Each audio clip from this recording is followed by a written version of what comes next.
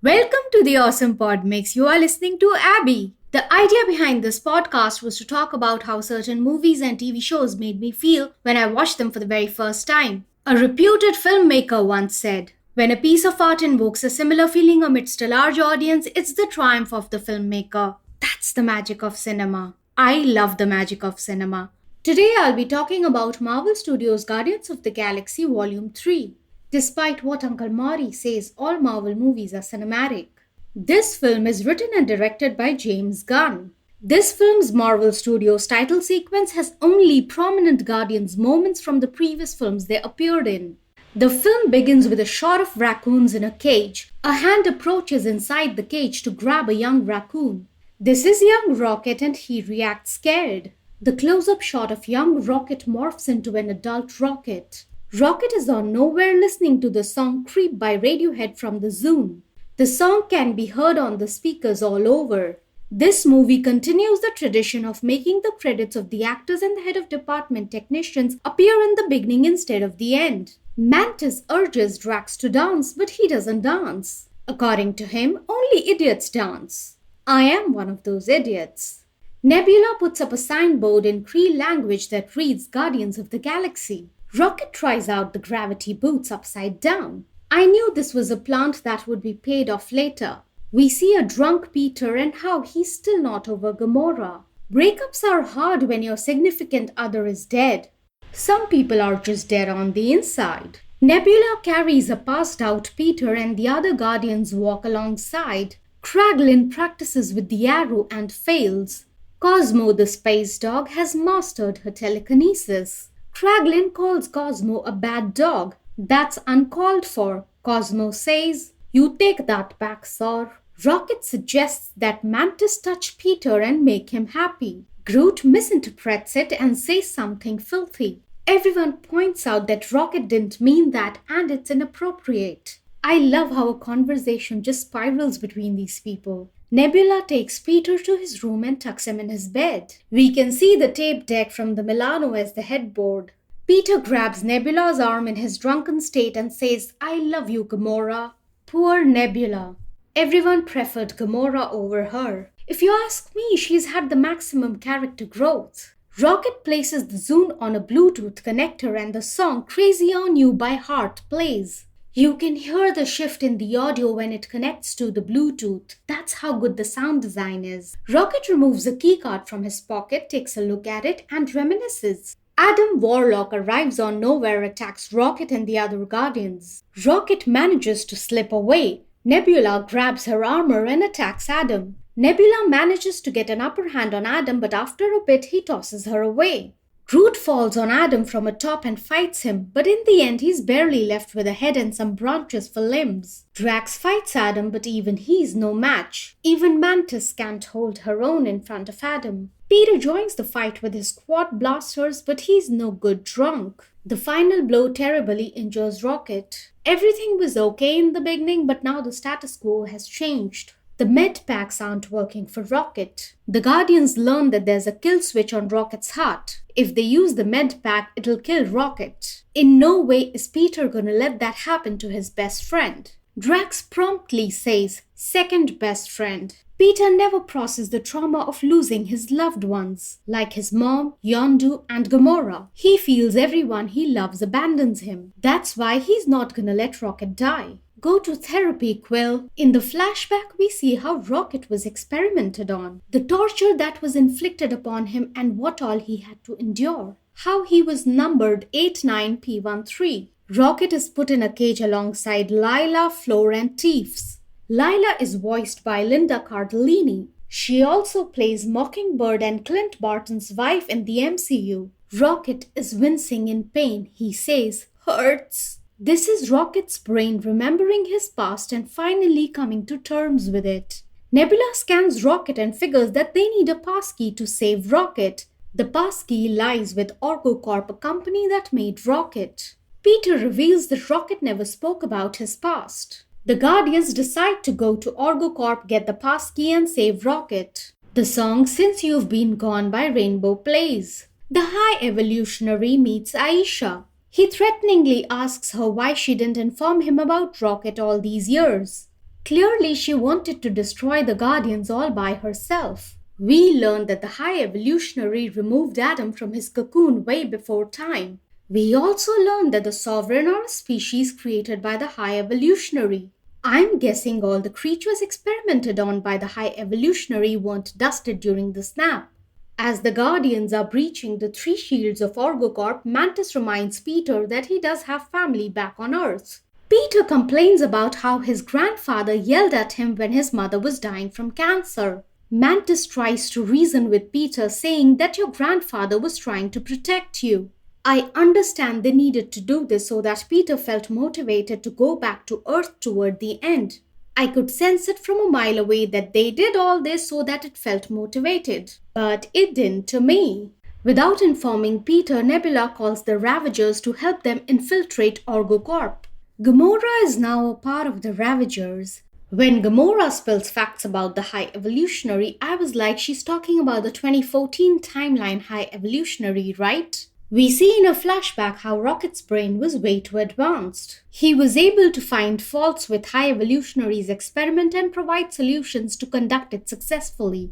I can't believe the pain he hid when Thor was describing how every member of his family died. When I saw that scene for the first time, I was a mess and I couldn't function for days. I am so glad Rocket was alive to help the Avengers build the time machine. I love that Rocket had this exchange with Tony Stark. You're only a genius on Earth, pal. It's a good thing that Rocket was there to set Thor straight during the time heist. All of these moments warm my frickin' heart. The song In the Meantime by Space Hog plays as the Guardians land on the Orgocorp biomatter. Their spacesuits are a reference to the film 2001 A Space Odyssey. Peter tries to confess his feelings to Gamora, but she makes it abundantly clear that she's not the same person. Jennifer Holland plays the woman at the security monitor at Orgocorp. Nathan Fillion plays Master Karja at Orgocorp. Molly Quinn, who plays Nathan's daughter in the TV show Castle, plays a Ravager here. Peter bumps into Recorder Theel as he makes his way to the archives. Peter tries to charm Ura as Patrick Swayze so that she would help him, but Gamora threatens her. Peter and Gamora get to the archives to retrieve Rocket's file, which may include the Passkey. The whole setup feels like a reference to Inside Out and the memory orbs. On their way out, Peter narrates his and Gamora's love story from Guardians of the Galaxy all the way till Endgame. I like that Peter takes accountability for losing his temper amidst battle in Infinity War and nearly destroying half the universe. Nebula remarks that Peter missed out a few key details, but that's the gist of it. Peter uses the same trick as Rocket's kiln prison escape. He makes the guards in the facility float so they can escape. In the flashback, we learn how Rocket and his friends picked their own names. Rocket's want was always to fly away into the forever with his friends. He gets to do that with his Guardian's family, but not with these friends. Aisha wants Adam to interrogate a Ravager to get Guardian's location. Instead of interrogating, he fries the Ravager. In Adam's defense, he's a child and a dumb one at that. Nebula and Peter search Rocket's file and realize that his passcode has been deleted. When Nebula sees the torture inflicted on Rocket, she says, "It's worse than what my father did to me." The passkey was deleted by Recorder Theel. They put in the coordinates to visit him at Counter-Earth. Peter listens to the song Do You Realize by the Flaming Hot Lips on Zoom. Mantis makes Drax deliver a speech to Peter about Lily Pond and swimming analogy. All of Drax's lines are his dumbness at its finest. Young Rocket learns that the High Evolutionary will never let him or his friends fly into the forever.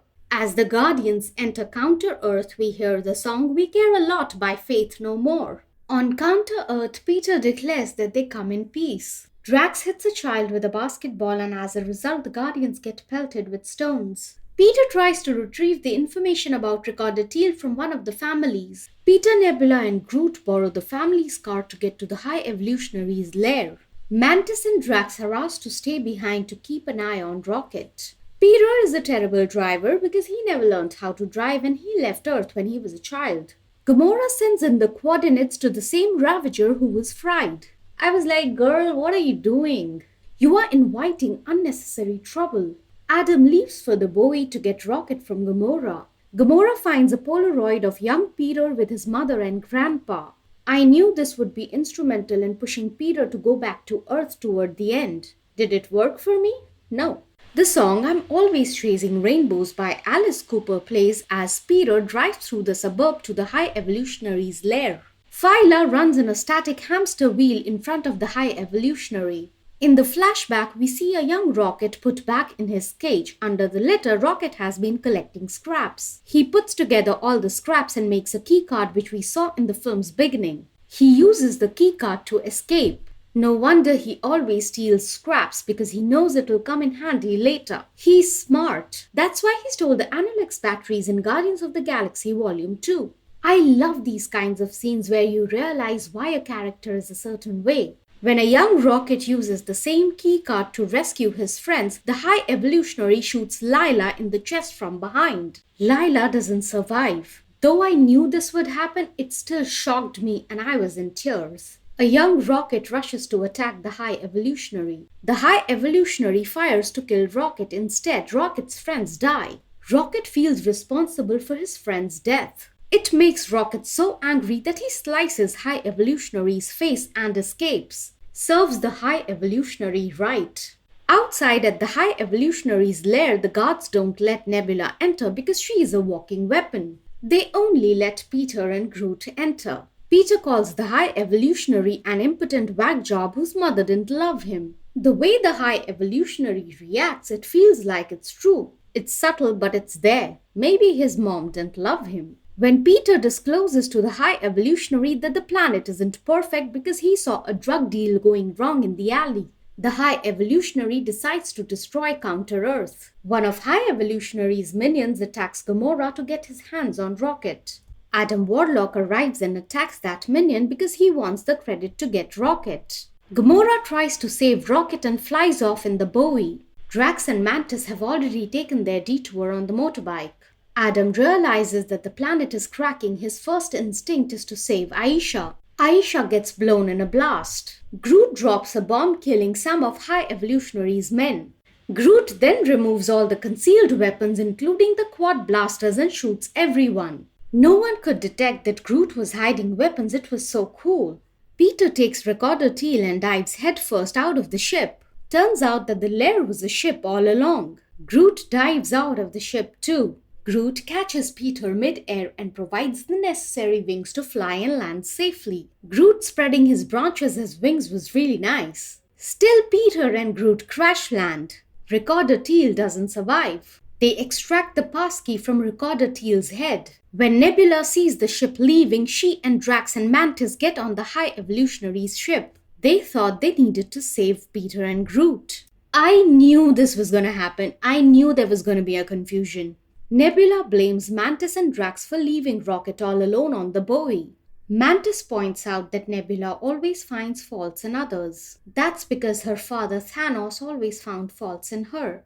Mantis is aware that Drax is dumb, but he's the only one who doesn't hate himself. He's stupid, but at least he makes people laugh. I like that now Mantis is fully expressing herself. Gamora crashes the Bowie near the water stream where Peter and Groot landed. Peter uses the passkey to save Rocket. Rocket's heart almost gives up.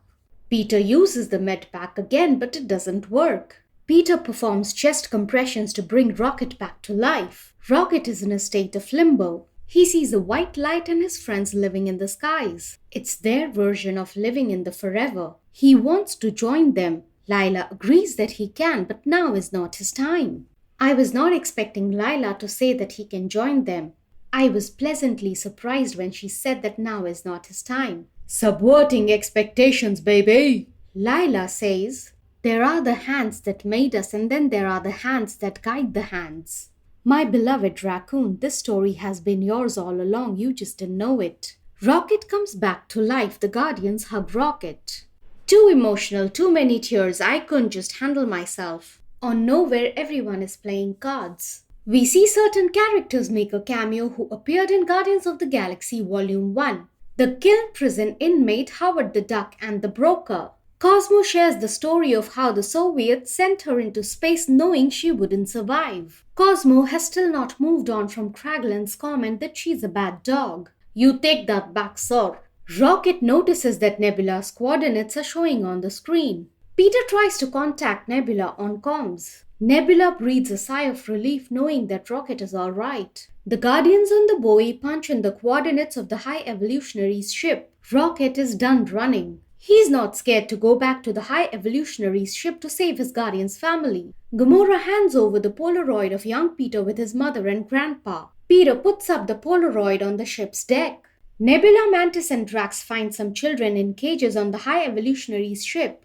Nebula and Mantis don't understand their language, but Drax does. Kraglin is asked to pilot the ship and join the fight against the High Evolutionary. Kraglin tries to use Yondu's arrow to save people on Knowhere when High Evolutionary's creatures attack. Cosmo steps in and saves Kraglin and others. Kraglin sees a vision of Yondu advising, "Use heart, boy." Kraglin finally manages to use the arrow successfully. Kraglin even takes back his words and calls Cosmo a good dog. He was just being a jerk initially. Nebula, Mantis and Drax are surrounded by obelisks. They don't feed on humans, they feed on batteries. They are also the High Evolutionary's creation. Mantis uses her empathic powers to calm them down. Peter plays the song No Sleep Till Brooklyn by the Beastie Boys to an epic single-take climactic fight. The shot taking here is fresh and inventive. It includes a couple of great callbacks. Rocket on Groot's shoulder, Gamora slicing the creature with her sword, and Groot extending his branches to kill the creatures. Peter and Rocket try to rescue all the higher life forms on High Evolutionary's ship. Cosmo the space dog uses her telekinesis to bridge the gap between the High Evolutionary's ship and Knowhere. Now that's a great dog. Rocket encounters a bunch of young raccoons and other animals in cages. He reads the label and it says raccoons. Rocket uses the same keycard to rescue these raccoons. The High Evolutionary arrives at the scene. He calls Rocket an abomination and by the subject name he gave him, 89P13. Rocket says the epic line, "I am Rocket Raccoon." Rocket has finally come to terms with his past and accepted himself for who he is. Gamora peels off the High Evolutionary's face. It's a literal face-off. Rocket spares the High Evolutionary's life because Rocket is the frickin' guardian of the galaxy. The peeled-off face of the High Evolutionary invokes the same imagery as Harvey Dent in The Dark Knight. Peter returns to retrieve the fallen Zune, which makes him freeze in space later and bloat. Because Rocket saved Adam Warlock saves Peter. According to Groot, everyone deserves a second chance. Gamora acknowledges that Peter and other Gamora must have been fun. Peter says like you wouldn't believe, because she doesn't believe. Gamora now understands Groot. Groot has had fun fighting alongside her. Gamora leaves with the Ravagers. Gamora's relationship with the Ravagers didn't work for me because it all happened off screen. Gamora chooses to not be with her sister Nebula, who tried to include her with the Guardians family post-Endgame. It's a good thing Peter and Gamora didn't get back together because she's a completely different person. Gamora is not incapable of making new connections. She did that with Groot toward the end and she did that with Ravagers, which was all off-screen. It doesn't work for me.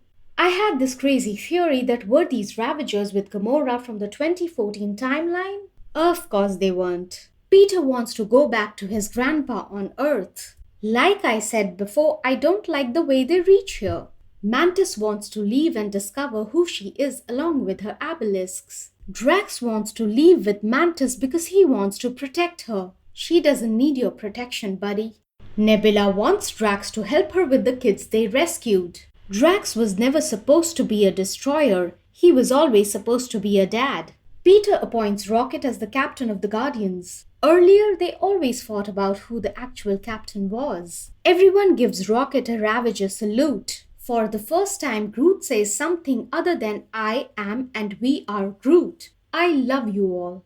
According to James Gunn, the audience have started to understand Groot as well. One of the hybrids, Lampshank, is voiced by James Gunn. Warpig was voiced by Judy Greer, and Howard the Duck by Seth Green. We see Peter Zune in Rocket's hand with a note from Peter. "I went in and got this for you, Pete." Rocket scrolls down to the 2000 playlist. He plays the song Dog Days Are Over by Florence Plus the Machine. Groot dances. Rocket joins in. Even Drax and Nebula start to dance. They are all dancers now. Peter returns to Earth and meets his grandpa Jason Quill. That's where Peter got his middle name from. Peter Jason Quill. Peter Quill and Jason Quill hug.